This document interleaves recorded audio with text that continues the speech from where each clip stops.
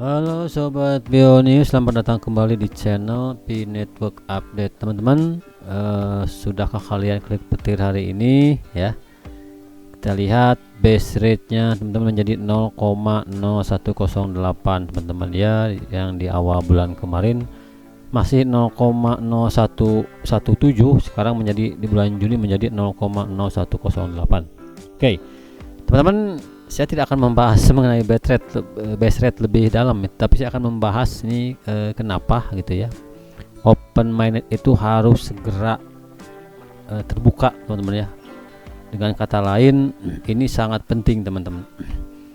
Saya akan sedikit membahas nih mengenai tulisan, teman-teman ya, di salah satu web yang membahas tentang Pi Network, teman-teman. Kenapa ini open mainnet ini harus sesegera mungkin dilakukan oleh core team ya. Nah, ini juga menjawab pertanyaan mengapa mainnet tertutup tidak bisa bertahan selamanya, teman-teman ya. Jelas ya, mainnet tertutup harus segera diakhiri, dan ini pasti, sangat pasti tidak akan bertahan selamanya, teman-teman ya.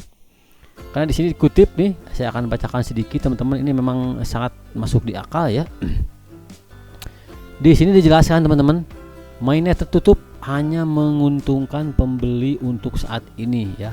Memang perintis telah mengumpulkan Pi selama berbulan-bulan atau bahkan bertahun-tahun menambang ya, menambang gratis ya. Sekarang mereka akhirnya memiliki kesempatan untuk membelanjakan koin yang mereka peroleh, teman-teman. Nah, Pi baru saja mendapatkan utilitas, namun utilitas ini hanya ada jika ada cukup barang untuk dijual ya, dan disinilah masalah besar akan segera terjadi. Seperti yang saya bilang di konten sebelumnya, investor itu sangat penting ya. Di samping keberhasilan secara internal, QYC, migrate, dan utilitas, juga investor, teman-teman ya. Ini sangat penting ya. Di sini dijelaskan, namun utilitas pun hanya ada jika ada cukup barang untuk dijual, dan disinilah masalah besar akan segera terjadi kalau seandainya ini mainnet tertutup terus ya bertahan, dan open mainnet tidak segera di launching. Ini akan berbagai masalah akan timbul, teman-teman ya. Di sini dijelaskan lebih lanjut, teman-teman. Penjual akan segera menghadapi masalah likuiditas, tentu saja ya. Penjual, ini saya tanya kembali, penjual akan segera menghadapi masalah likuiditas. Kalau pembeli sih ya senang-senang aja ya, bisa membelanjakan Pi mereka di enclosed mainnet ini. Tetapi yang akan menghadapi masalah adalah penjual barang terutama ya, akan segera menghadapi masalah likuiditas. Ingat nih, garis bawahi, likuiditas ya. Untuk saat ini semuanya baik-baik saja. Penjual sangat senang ya berpartisipasi dalam transaksi pertama yang dilakukan menggunakan Pi, dan mereka dengan bangga mengumumkan bahwa mereka menerima Pi payment ya. Nah, di awal-awal mungkin bangga ya, bisa bertransaksi dengan Pi, menjual barang dengan Pi, itu alat bayarnya. Namun teman-teman, dalam sebagian besar transaksi yang melibatkan produk yang diubah, nah produk awalnya kan dibeli menggunakan uang kertas, uang fiat, dolar atau rupiah, ataupun apapun mata uangnya ya, baik dolar maupun rupiah nih. Tentu likuiditasnya sangat terbatas, teman-teman, karena memang belum open mainnet tadi ya. Nah, mari kita ambil contoh yang mereka mereka kasih contoh juga nih di tulisan mereka ini, teman-teman. Katanya mari kita ambil contoh seseorang yang menjual iPhone ya, dan menerima Pi payment. Nah, orang ini membeli iPhone tentunya dari Apple atau pengecer ya, menggunakan USD, rupiah atau mata uang lainnya, uang fiat lainnya ya. Karena Apple sendiri tidak menerima Pi sebagai pembayaran dan mungkin tidak akan melakukannya dalam waktu dekat ya. Nah, apapun barang itu ya, kalau likuiditasnya ke uang fiat di awal mereka membelinya dengan uang fiat, baik USD atau rupiah ya, maka memang yang akan dihadapi adalah likuiditas, teman-teman ya. Nah, di sini jelaskan karena mereka membeli iPhone ini dari Apple menggunakan uang fiat ya, dan mereka menjualnya untuk Pi. Nah, pada akhirnya penjual memiliki jumlah Pi yang bagus, tetapi tanpa USD, tanpa uang fiat untuk membeli iPhone baru atau barang baru untuk dijual dengan Pi nih ya. maka mereka akan menghadapi masalah likuiditas, teman-teman ya. Mereka tidak dapat menjual iPhone lagi, dan Pi mulai kehilangan utilitas karena lebih sedikit barang yang dijual. Ya.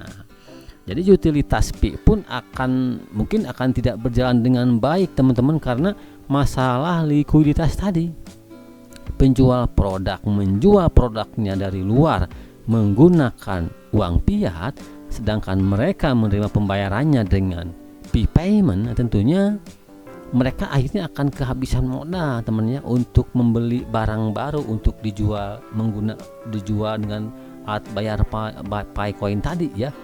Tentunya ini masalah likuiditas yang sangat penting untuk segera open minded ya. Kalau terus enclosed minded, maka di sisi lain pembelinya seneng, tapi di sisi lain penjualnya akan sedikit mengalami likuiditas, teman-teman ya. Karena itu tadi, mereka membeli produknya dengan uang fiat, sedangkan mereka menerima pembayaran dengan Picoin. Sedangkan mereka untuk memberi produk baru lagi untuk dijual tetap menggunakan uang fiat, karena pihak yang menjual produk untuk dijual itu tidak menerima Pi saat ini karena masih enclosed minded tentunya ya. Nah, terus ini dijelasin lagi.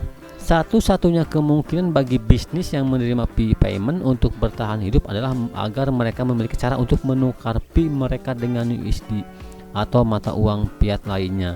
Ini terjadi di mainnet terbuka, jelas. Makanya enclosed mainnet ini menurut saya harus segera diakhiri ya, karena itu tadi, kalaupun terjadi peer to peer pembelian barang dengan Pi, di sisi lain pembeli memang senang gitu ya, bisa membelanjakan Pi mereka dengan sejumlah barang. Tetapi kalau secara besar nih, secara kumulatif, teman-teman, orang terus-terusan menjual barang mereka dan menerima Pi sebagai alat bayarnya, sedangkan mereka membeli barang mereka dari luar, dari supplier misalnya, menggunakan uang fiat, tentunya likuiditas akan bermasalah ya.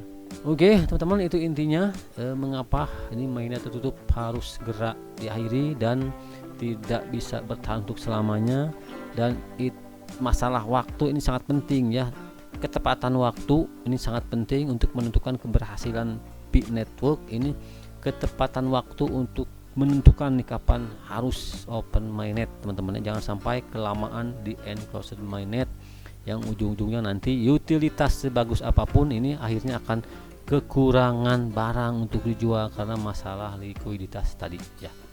Sekian teman informasinya, mudah-mudahan sedikit bermanfaat, dan jangan lupa terus ya untuk klik petir, dan jangan lupa juga untuk dukung channel Pi Network Update dengan cara subscribe, like, komen, dan share, teman-teman. Terima kasih atas dukungannya. Assalamualaikum warahmatullahi wabarakatuh.